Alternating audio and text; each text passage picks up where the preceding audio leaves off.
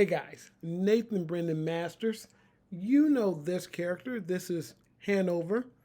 She is a member of the Sisterhood of Lilith, ex-member, actually, of the Sisterhood of Lilith.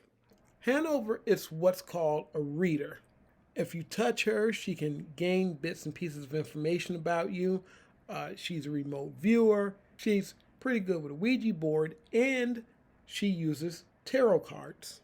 Now, Hanover was a college teacher, if you guys read Epitaph, Bread, and Salt, but she really wants to make her living using her abilities, and one of the things she wants to do is be a police psychic and investigator. But what would you do if I told you that there's someone in real life who believes that they can solve crimes with tarot cards, and that person has stated unequivocally that a person was guilty of a crime, a very big one, with no evidence with the exception of the cards?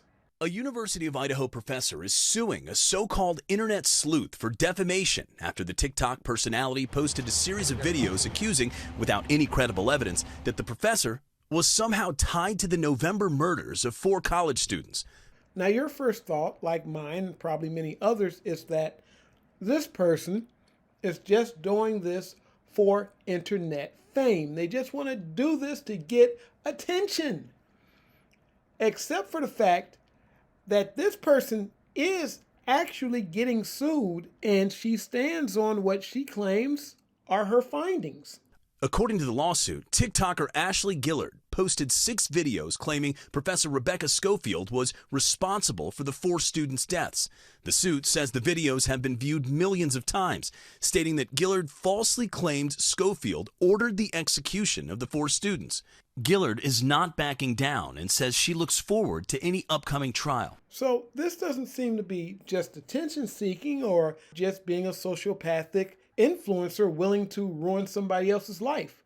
It seems that Ashley really believes what she's saying. Now, I'm not going to slam anybody's belief system. I mean, I tend to have some religious leanings myself. Not going to come after anybody because they believe a thing, except for when your belief is actually doing something to somebody for no reason, aside from the cards told her so. At least that's all anybody knows now. There hasn't been any breakdown as to why she feels this way or why she supposedly knows these things.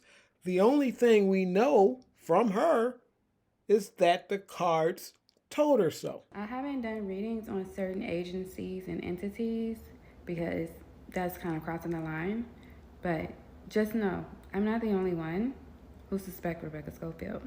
First off, if you have this kind of power, why aren't you reading those specific agencies and entities? Why aren't you doing that? You know, what's the crossing the line if somebody's actually involved in a murder? What the hell is that? How are you crossing the line?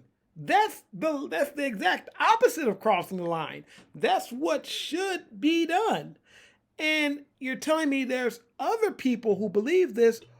Who are these people? Or at least could you give us a reason why other people, I get it, you might not want to out those people, but can you give us a reason why these other people believe that she may have? Can you give us a reason why any of the things you're saying might be true? I mean, I've heard your explanation, but you don't have any evidence whatsoever. I mean, the police will be able to look at a cell phone and check their social media and other things to see if these people had any connection.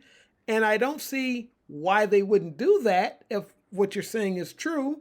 And on top of that, what makes it worse for Ashley is that they've actually caught someone they believe to be the actual perpetrator.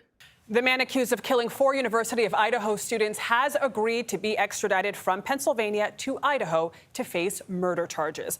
Brian Kohberger made his first court appearance yesterday. The hearing came as police released video of Kohberger getting pulled over for allegedly speeding in Indiana 2 weeks before his arrest. Danya Backus is in Moscow, Idaho. Danya, good morning. Good morning, Adriana. Officials now have 9 days to bring Brian Kohberger here to Idaho. And just last night, a judge in the state issued a gag order blocking law enforcement and attorneys from discussing the case.